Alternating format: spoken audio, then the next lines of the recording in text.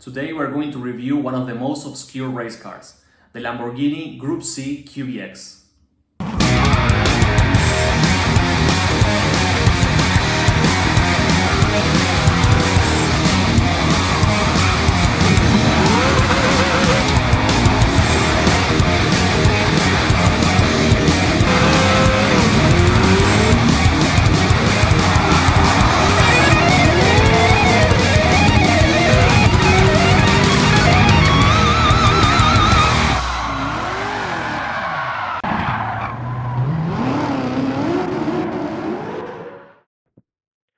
Hello guys, welcome for another video here at Machine Head Racing.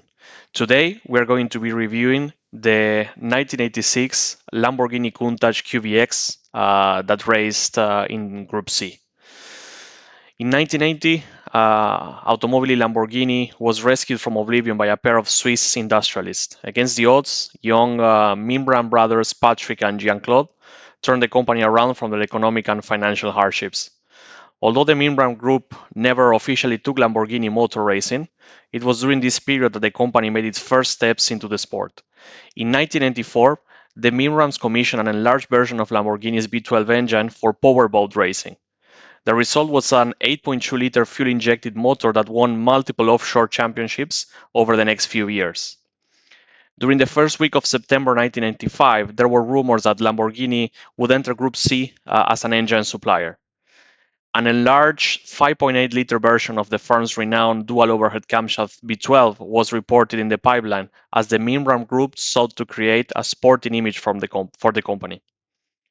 Rather than build a brand new C1 spec car from scratch, the decision was made to save time and money by using an off-the-shelf vehicle that could be modified to incorporate Lamborghini's V12 engine. Therefore, Tim Portman ordered a Tiga GC85 chassis from Spice Engineering and modified it to fit the giant Lamborghini V12.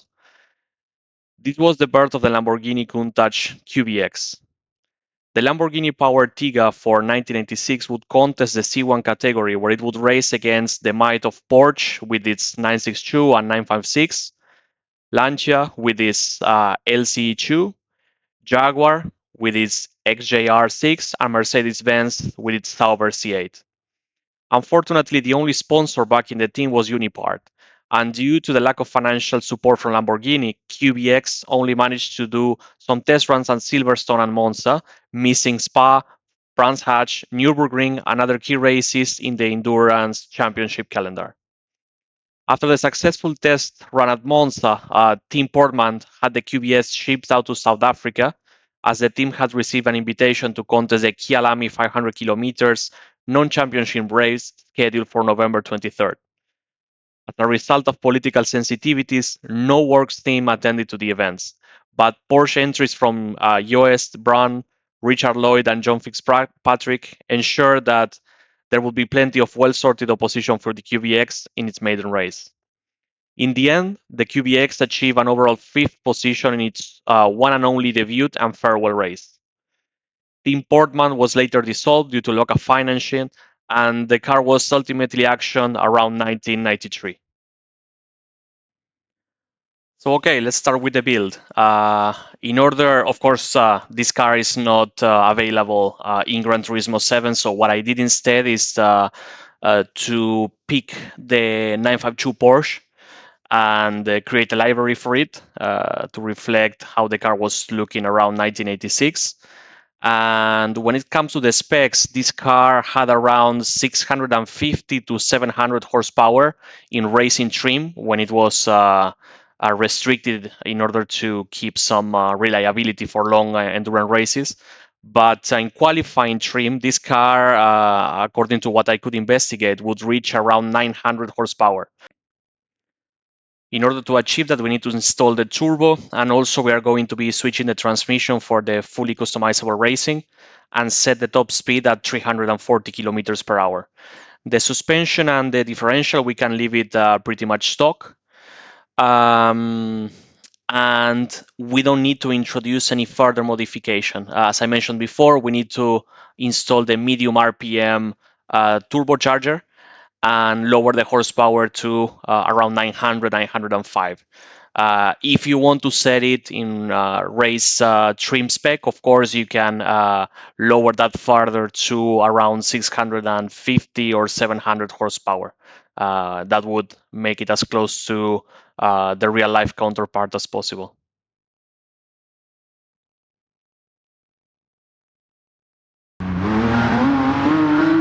Okay, so here we go, starting our flying lap with the Lamborghini Countach QVX. Heading down to the main straight. And we start the lap as we go under the lights. Through Sabine Spitzkurve. Down the hill at full throttle, lifting up a little bit just to settle the car. Preparing for the chicane.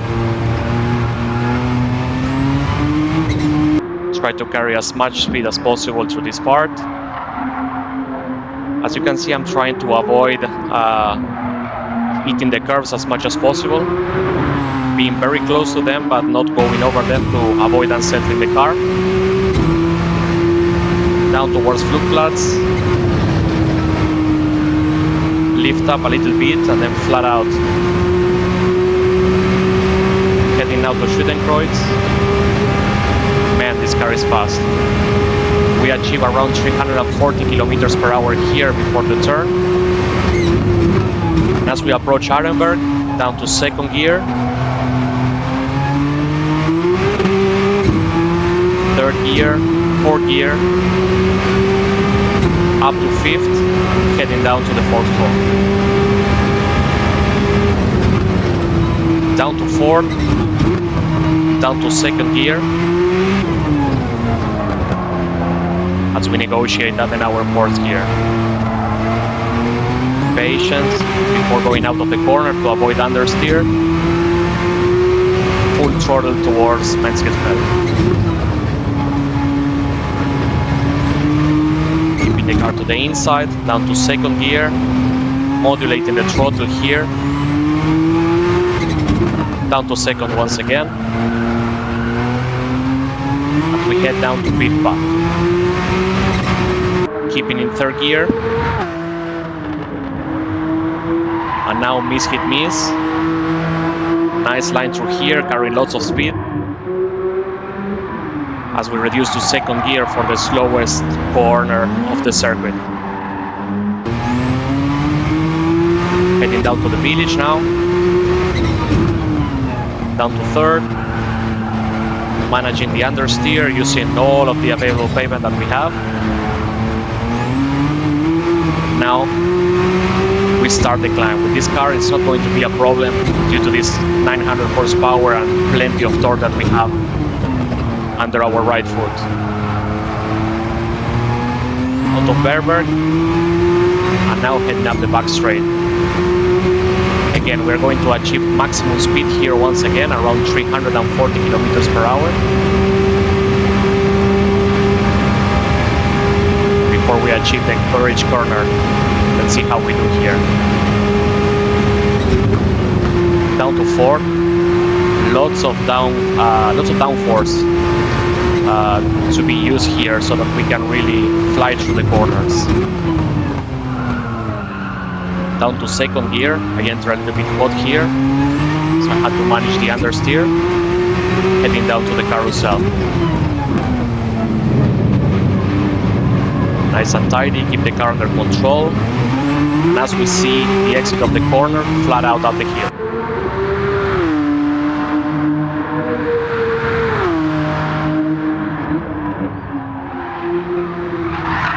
I'm wondering if we are going to come close to Stefan Below's record. Probably with this car, with the amount of horsepower that we have available here, we are probably going to set a new record here at the Nürburgring, so we'll see.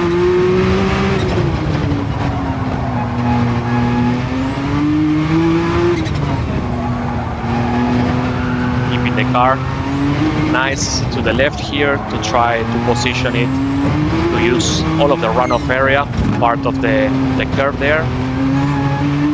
Up to YouTube corner. Keep it in third gear through ice curve. heading down towards the jump. Down to third.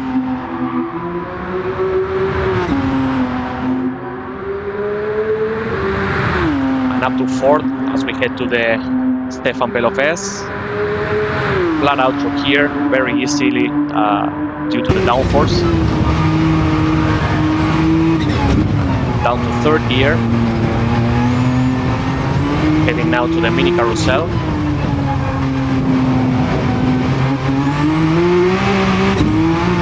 Now flat out as we prepare to tackle the last corners before the Dottinger straight.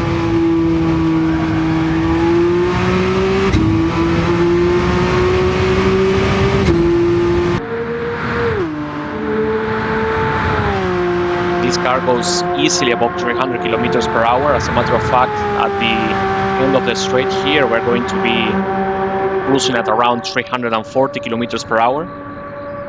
It's absolutely nuts. Approaching Tiergarten now. Preparing to brake, down to second gear, carrying as much speed as possible. Over the curve. As we head to the last corner before the main straight. Let's see how we did.